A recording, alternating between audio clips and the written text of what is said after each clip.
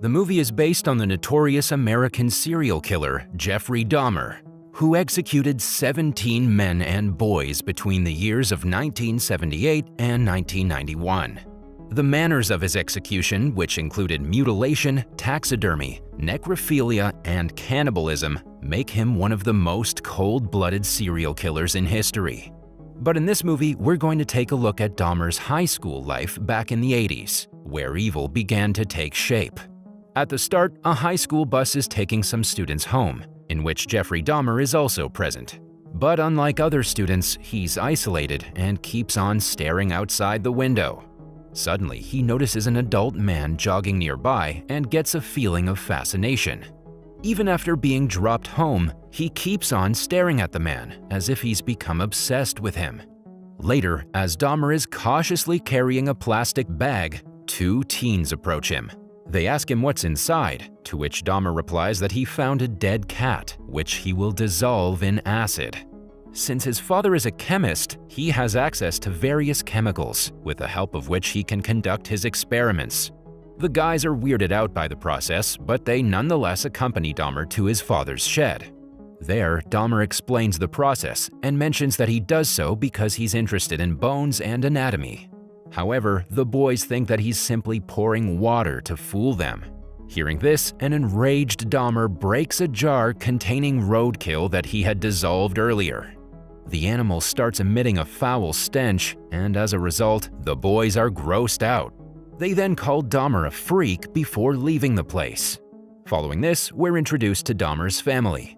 His father, Lionel, is a college chemist, while his mother, Joyce, is a housewife.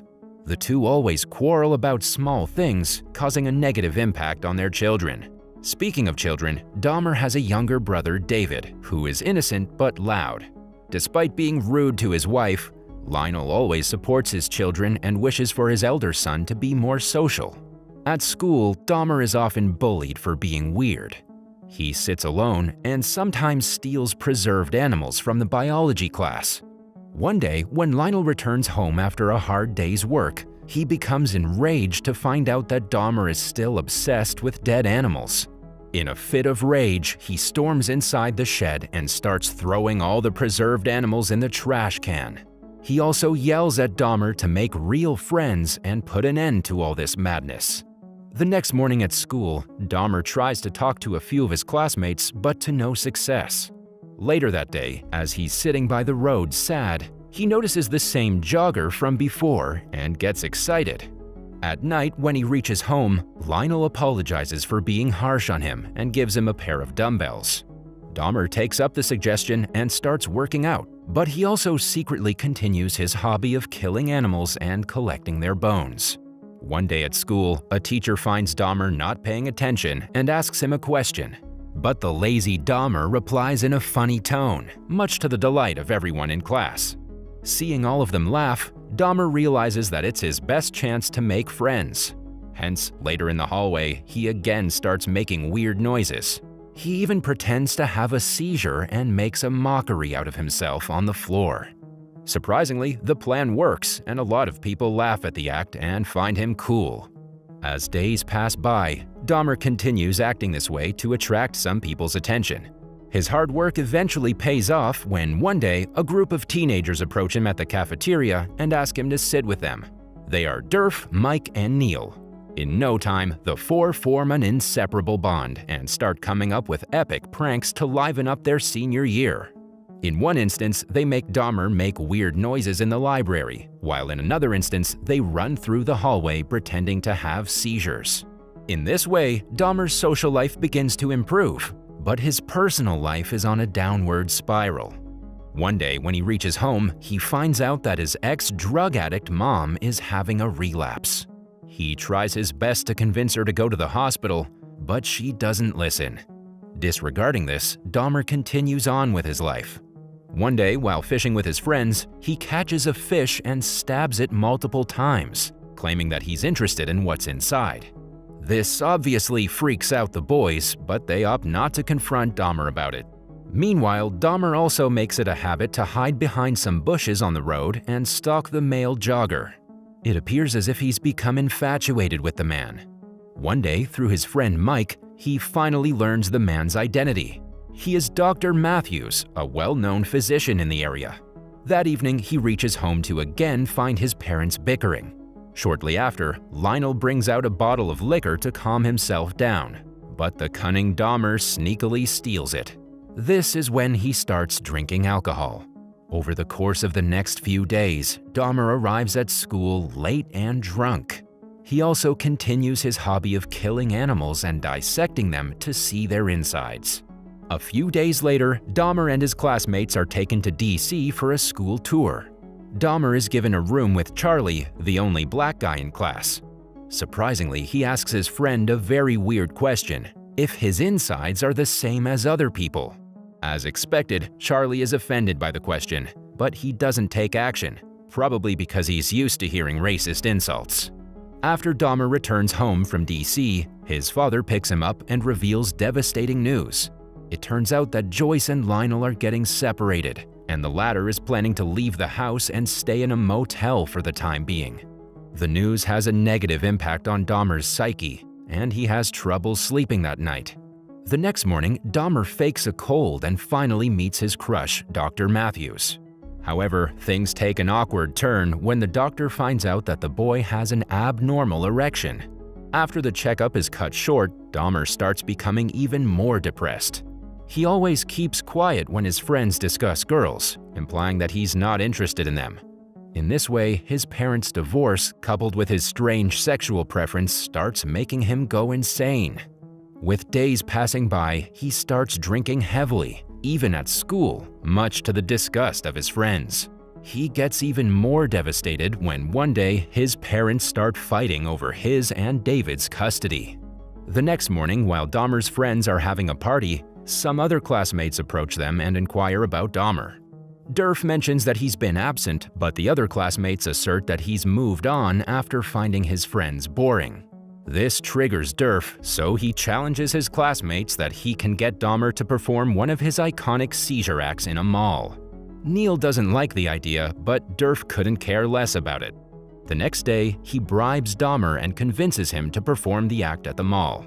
At the weekend, several boys head to the busy mall, and Dahmer starts acting like he's having seizures. The boys laugh at him, while one even records him on his camera. The act goes on for several minutes, and Dahmer makes a complete mockery of himself for the amusement of his friends. Once he's done, he finally realizes that his friends treat him like a zoo animal. To add to his troubles, when he reaches home, his mother informs him that she and Lionel have finalized their divorce and that he has gained custody of their house. Everything happening around takes a deadly toll on Dahmer's mind, and one day he waits with a bat to beat up Dr. Matthews. Fortunately, the latter never shows up. As a result, Dahmer loses his patience and starts hitting a tree viciously until the bat breaks. Later that evening, as a couple of kids from the neighborhood stroll through the woods, they come across a deceased dog with all of its guts spilled out. The news quickly spreads across the town, and residents begin to assume that they have a psychotic person among them. The next day, all the students, including Dahmer's friends, are talking about the upcoming prom. Dahmer also wants to join in on the conversation, but Mike makes fun of him, mentioning that no girl would want to accompany a weirdo like him. Despite this, Dahmer does not lose hope and approaches a freshman girl named Bridget. He politely asks her out to the prom, but as expected, she refuses. But being the intelligent guy that he is, Dahmer makes up a rumor that if freshman girls go to the prom with senior boys, they automatically become popular. Bridget falls for the deception and immediately agrees. The next evening, the two awkwardly go to the prom, and Dahmer's friends are shocked to witness the sight. After a while, when Dahmer is getting some drinks for himself and Bridget, Neil approaches him and apologizes for the scene they created at the mall. Dahmer accepts the apology and heads back to Bridget. But when it's time to dance with her, he feels awkward and doesn't look her in the eye. It's clear that Dahmer is not interested in girls and has problems socializing with them. When he's had enough, he excuses himself and heads back to his car, where he eats alone. The following day, when Dahmer returns home, he finds his mother packing her belongings to leave. The sad thing is that she's also taking little David with her. Joyce tries to bid her elder son goodbye, but he doesn't respond and simply retreats to his home. There, he breaks down and starts throwing things. Soon, the graduation day arrives and Lionel congratulates his son for the accomplishment. He also hands him the family car's keys, but Dahmer seems uninterested as he misses his mother a lot. One night, Durf finds Dahmer walking alone in the dark road and gives him a lift. Dahmer seems distraught and upset, and he also has strange blood marks on his hands. Scared, Durf questions him about it, but the psychotic boy simply replies that it's paint. Then the two start talking about friendship, but unlike Neil, the arrogant Durf refuses to apologize for treating his friend like a circus animal. This enrages Dahmer, and he cleverly invites him to his home for some beers. However, once both are inside, Durf gets freaked out when he finds Dahmer awkwardly close to him and decides to leave. On their way out, Dahmer grabs a baseball bat and attempts to hit his friend, but fortunately he doesn't. Soon, Durf gets in his car, and as he's about to drive away, he notices the baseball bat in Dahmer's hands. That night, Dahmer drinks excessively and gets paranoid about the fact that he was trying to assault his friend. He's scared that he's turning into a monster, but at the same time, the feeling of dominating someone and killing them gives him pleasure. Hence, the next morning, he gets in his car and drives away. On the way, he picks up a hitchhiker named Stephen Hicks, who's soon going to end up as his first victim. The movie ends with the info that Hicks accompanied Dahmer to his house on the 18th of June, 1978, but was never seen again. 13 years later, in July 1991, Dahmer was finally arrested for the murder of 17 men and boys.